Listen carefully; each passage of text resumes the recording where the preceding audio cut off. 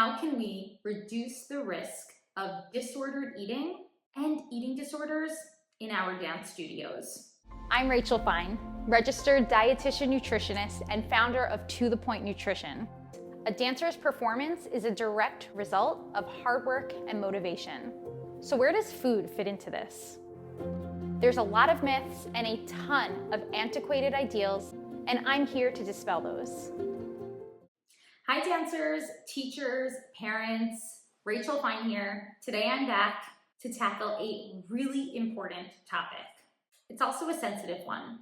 How can we reduce the risk of disordered eating and eating disorders in our dance studios? This is something I care about deeply, not just as a nutrition professional who's immersed in the dance world, but also as someone who has seen firsthand how harmful the culture can ultimately be for a dancer and their career success.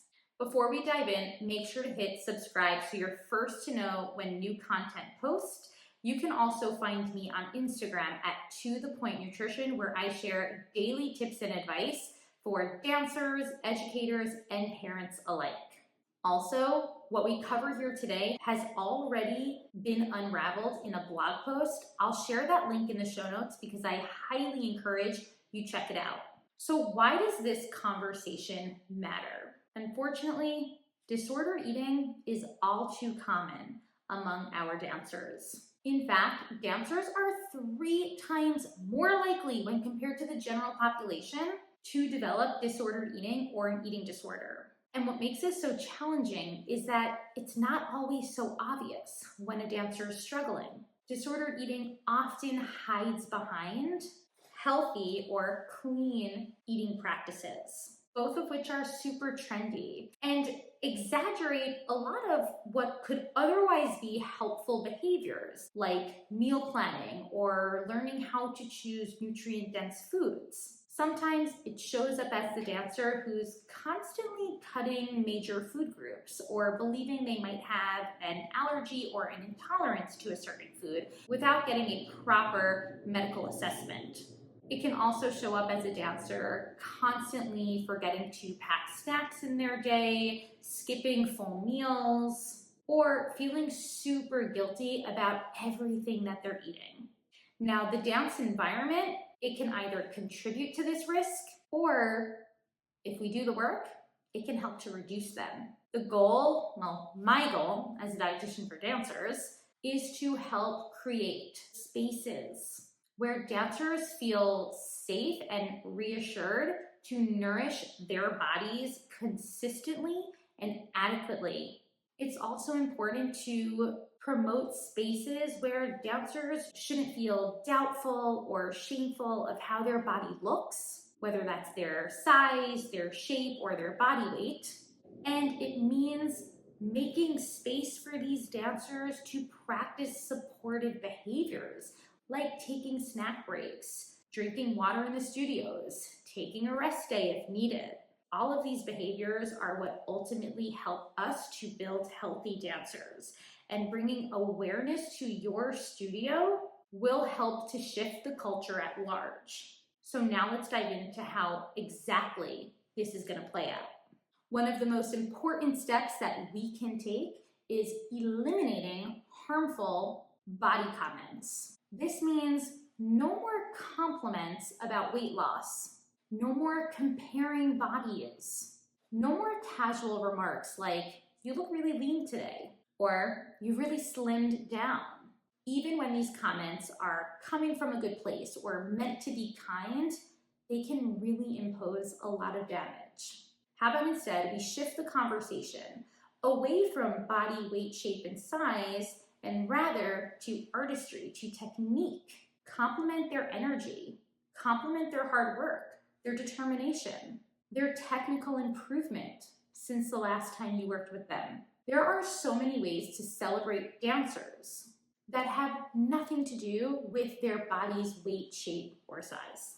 And if you overhear harmful comments made from your peers or fellow dance peers to dancers or other dance educators, it's okay to speak up. Try saying, hey, let's keep the focus on our dancing today. Let's try to make it a more supportive space for all bodies. What about conversations around food? A lot of educators and parents often feel very nervous to talk about topics like food because they're worried about saying the wrong thing. But avoiding the conversation, that can also exacerbate the stigma against fueling. So conversations about food, we don't want them to be off the table. We just want to make sure that they're coming from a supportive place. This is where we build nutritional awareness, not nutritional obsessions. First and foremost, I always encourage that studios bring in qualified professionals. Hello! A registered dietitian nutritionist will be your best bet for delivering food and nutrition-related education to your dancers. A bonus, hi, it's me again, a dietitian who understands the dance world and the pressure that many dancers face within it. Within my own workshop, Nurture the Healthy Dancer, we uncover the entire framework of the healthy dancer, focusing not just on fueling and recovery nutrition, but also on dismantling dancer diet culture and the ability to decipher between facts and trends when it comes to nutrition. When dancers have access to reliable and trusted resources, they are less likely to turn to those restrictive dieting trends. And they are more likely to understand when misinformation comes their way, which is pretty often, especially with social media. Now, within the studio, if you don't have access to bringing in a nutrition professional, we still want to ensure that conversations around food can happen in a beautiful, positive way. It's just a matter of how we reframe how we talk about food. Instead of labeling food as being good or bad for health or performance, we can talk about the functional aspects of food and how they can support dancers in a variety of different ways. For example, carbohydrates in your snack, these help to give you energy. Protein, this is helping with rebuilding muscle tissue and muscle recovery.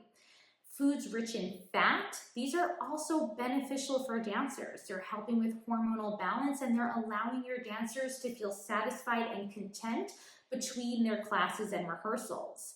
You might want to encourage the conversation around balance. Instead of just snacking on chips, it's not that chips are bad, it's that we want them to be part of a more balanced option. Perhaps pairing chips with something like hummus to add in that protein and fat to help with more prolonged energy. Super important is that we are speaking about food from a neutral lens. So stripping away that moral judgment that XYZ is bad or ABC is good, and rather thinking of all foods neutrally, that foods can provide us with various different benefits and the way we incorporate them into our meal plans matters, like choosing to incorporate them as part of a mixed component meal or snack, or understanding how food might make you feel. Now, on the other side of the spectrum, maybe you have concerns. Maybe you're noticing that a lot of your dancers are snacking on candy in between their classes. Well, then we can have the discussion about energy. While candy is not inherently bad and sugar is not toxic, it does provide us with a big rush of energy that can often be followed by a crash in energy. So instead, maybe we want to incorporate candy as part of a more balanced meal or snack option, like building a trail mix and then incorporating some sweet additions in there alongside those other components like nuts or seeds, pretzels, dried fruit. Again, we're focusing on balance, a broad spectrum of eating. Flexible eating patterns is also incredibly important, but most importantly from your role is to do so from the context of a neutral lens. So there's no moral judgment around any type of food. It's more a matter of, okay, well, how is that supporting you right now? Is that supporting your energy, or are you coming into class with depleted energy? And if so, maybe we can talk about more balanced options. I also want to encourage for my educators and parents modeling healthy and supportive behaviors. Your words matter at the front of the studio. So do your actions. If you're teaching 6-7 hours a day and you're not taking your own snack break or drinking water throughout, you're not necessarily setting the best example. Also, how you speak about your own food choices, how you speak about your meal patterns. If you're constantly talking about being on a diet or wanting to start a diet or wanting to lose weight, if you're bringing these topics into your studio and your dancers are hearing them, then chances are they're going to pick up a lot of those same behaviors. Modeling healthy habits, this means doing your own work to build consistent fueling patterns. Speaking neutrally about food, focusing on food flexibility, not restriction, and even celebrating different body types or body changes rather than ridiculing them. Now hear me out.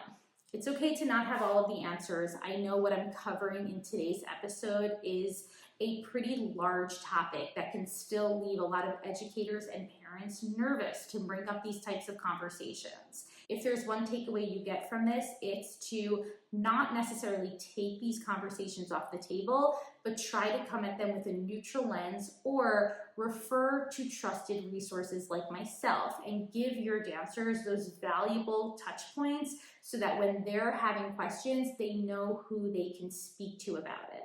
What's important is that you're creating an environment where open conversation is encouraged and not feared. You can do this by setting forth a few policies in your studio. This might include discouraging weigh-ins, discouraging body measurements, and ways in which that's done even for costume fittings, like when they're done in a large room with all of the dancers around. Maybe keep costume measurements within a more private setting. Very important. Provide your dancers and yourself with those fueling breaks. So if your dancers are moving through back-to-back classes, then give them 10 minutes just to get a snack in. If you've got dancers, like for example, during an intensive that are having lunch in your studio, ensure that those dancers aren't using their lunch breaks to practice repertoire, but that they're actually using those lunch breaks to rest, recover, and refuel. These types of policies send a clear message that your studio prioritizes dancer health, wellness, and well-being. Even the simplest of steps, like encouraging dancers to pack a snack and pack water bottles for class, is a great first step. So just a few final thoughts.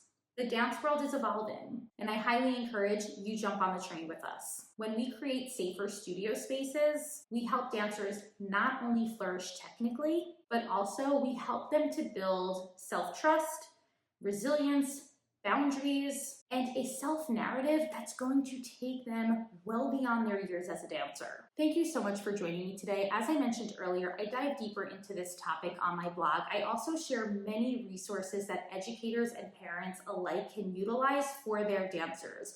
One that I would love to highlight is the Healthy Dancer Studio package. This is a compilation of nutrition education that studios can keep on hand for their dancers. It provides worksheets about balanced fueling, micronutrient needs, steps for supporting strong bones, meal planning tips, proactive fueling, hydration, and even helpful support for building balanced recipes. It's a very economical choice for studios that want to provide their dancers with education, but don't necessarily have the means to bring in a nutrition professional like myself to host a full workshop.